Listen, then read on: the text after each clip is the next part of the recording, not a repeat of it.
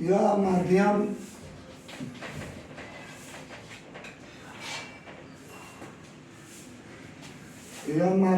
To हो जाए। यह जल है, यह माध्यम एक हो जाए, वाई।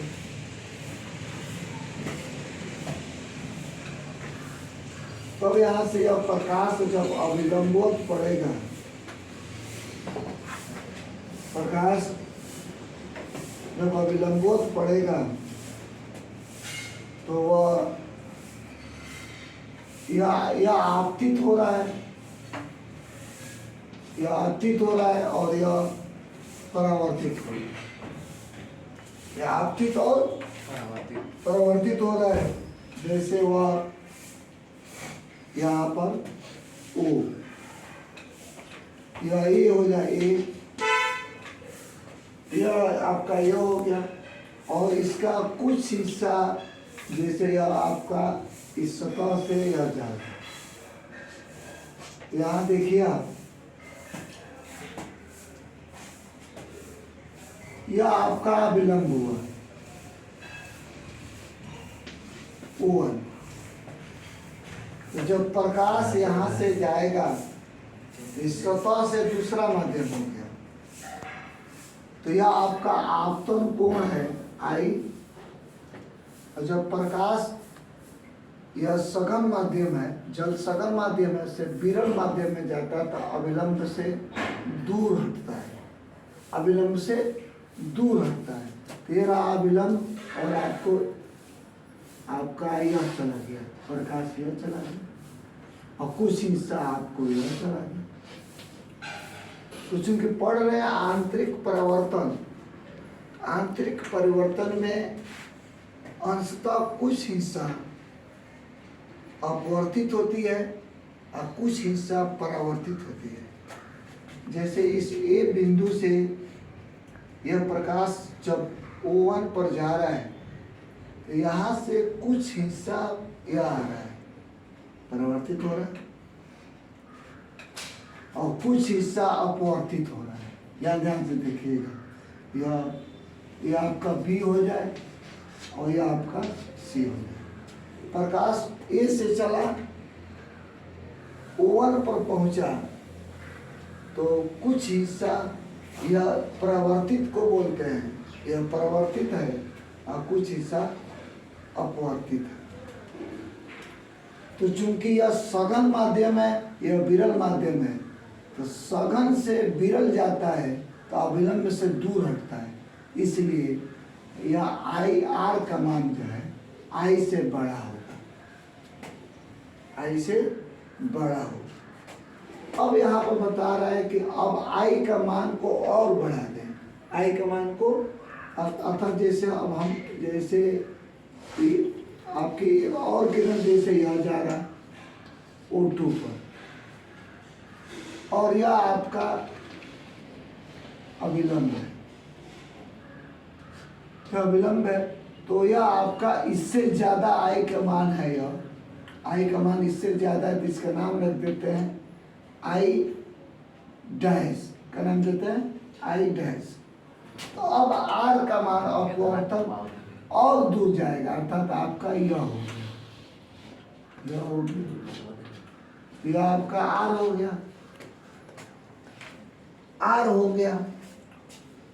अर्थात जब हम I के आपतन कोण का मान बढ़ा दिए तो उस हिसाब से अपवर्तन कोण का मान R भी का हो गया, बढ़ गया, R भी बढ़ गया। और इस स्थिति में यह अपवर्तन है और यह आपका परावर्तन है, कुछ हिस्सा इधर आ जाएगा। ध्यान से देखिएगा। अब आपको I का मान और बढ़ाते हैं, जैसे यहाँ से जा रहा है I का मान और बढ़ जाए, I का मान यह और बढ़ जाए तो इसका नाम I डबल डैश कर देते हैं। तो I का मान बढ़ने से R का मान और बढ़ जाएगा, तब वो R इस पर जाने लगेगा। पहले इससे यहाँ आया, अब यह इस पर जाने लगेगा, यह तो यह 90 अंश हो जाएगा। इस स्थिति में आर से बड़ा आर डैश, अब उसके बाद ये आर पूरे 90 हो जाएगा, तब इसको हम आईसी बोलते हैं। आईसी बोलते हैं स्नेल के नियम से। यहाँ देखा जाए स्नेल का नियम है साइन आई बटा साइन आर बराबर माध्यम 1 के सापेक्ष माध्यम 2 का अपवर्तन है। लेकिन यह नियम है कि आई का वह मान जो आर को 90 कर दे, उस आई के मान को क्रांति कोण कहते हैं और उसे आई पदाक्षर सी से प्रकट करते हैं। ठीक, यहाँ देखा जाए, आप ध्यान से देखिए, या यहाँ पर कुछ हिस्सा अपवर्तित हो रहा है, कुछ हिस्सा परिवर्तित हो रहा है, और आई आपतन कोण से ज्यादा मान अपवर्तन कोण का है।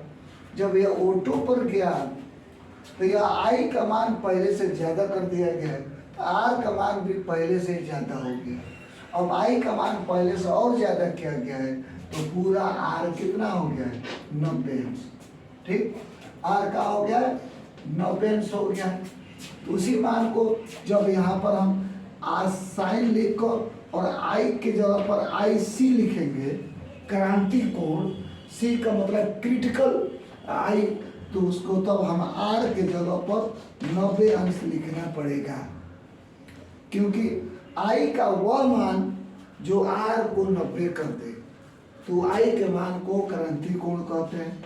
यानी 21 सही है, तो आई साइन आई सी साइन 90 अंश का मान 1 होता है बराबर यन, और यह 21, तो इस प्रकार 1 हट जाएगा, साइन आई सी बराबर यह आपको यह लिखकर 21। आप जब इसको आप उलट देंगे, यहाँ पर यह 21 की जगह पर 12 कर देंगे, तो यह होगा 1 साइन आई सी। तो यहाँ देख लीजिए, यह आंतरिक परिवर्तन, जैसे यहाँ से प्रकाश जा रहा है तो कुछ हिस्सा, इसको अपवर्तित बोलते हैं, इसको परावर्तित। यहाँ से प्रकाश जा रहा है तो यह अपवर्तित बोलते हैं, यह परावर्तित बोलते हैं। और यहाँ से प्रकाश जा रहा है तो यह आपका हो गया अपवर्तित, और यह आपका हो गया परावर्तित। ठीक, तो यहाँ पर देख रहे हैं कि जैसे जैसे आई का मान बढ़ रहा है, आर का मान भी क्या है, इससे बड़ा यह, इससे बड़ा यह।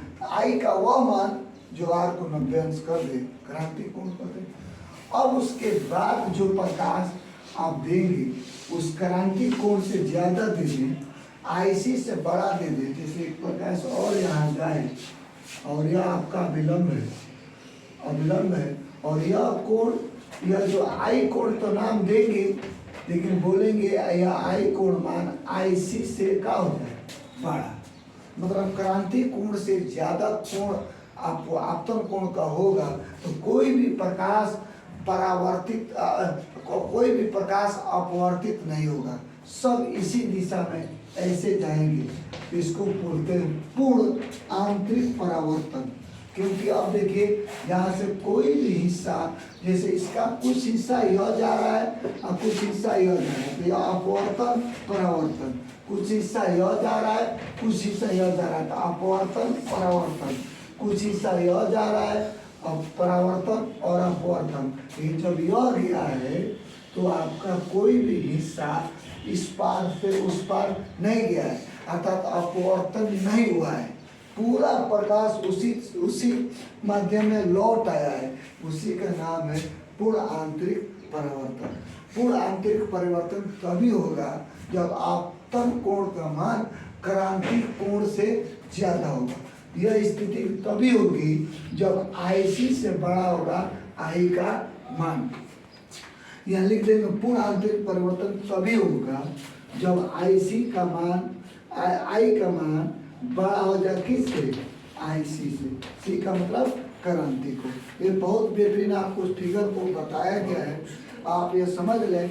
यह हिस्सा यहीं पर हो रहा है, इसी को नाम देंगे यह पूर्ण, यही आपका है पूर्ण आंतरिक परावर्तन। क्योंकि कोई भी हिस्सा इसी माध्यम में, इसमें से यह प्रकाश के कुछ शिक्षा दूसरे माध्यम में गया है, दूसरे माध्यम में गया है, सतह पर है, लेकिन इसमें यहाँ से जब यह आपतन कोण जा रहा है तो कोई भी प्रकाश उस माध्यम में नहीं गया, सारा प्रकाश उसी जिस माध्यम से चला उसी माध्यम में परावर्तित हो गया है पूरा प्रकाश।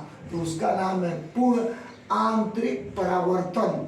यह तभी होता है जब आपतन कोण I का मान क्रांति कोण से ज्यादा होता है, तो उसको बोलते हैं पूर्ण आंतरिक परावर्तन। पूर्ण मतलब कंप्लीट, पूरा, और आंतरिक परावर्तन का मतलब जिस माध्यम में वो प्रकाश गया है उसी माध्यम में परावर्तित हो गया है। जैसे आप देखेंगे लास्ट वाला फिगर, तो ये आपका जल का माध्यम है, जल का माध्यम है, जल का माध्यम है, जल का माध्यम है, और जल के माध्यम में ही चला गया है, कोई भी हिस्सा वायु माध्यम में नहीं गया है। ये तभी स्थिति होगी जब क्रांति कोण, मेन बात यहाँ है, क्रांति कोण से ज्यादा मान से प्रकाश को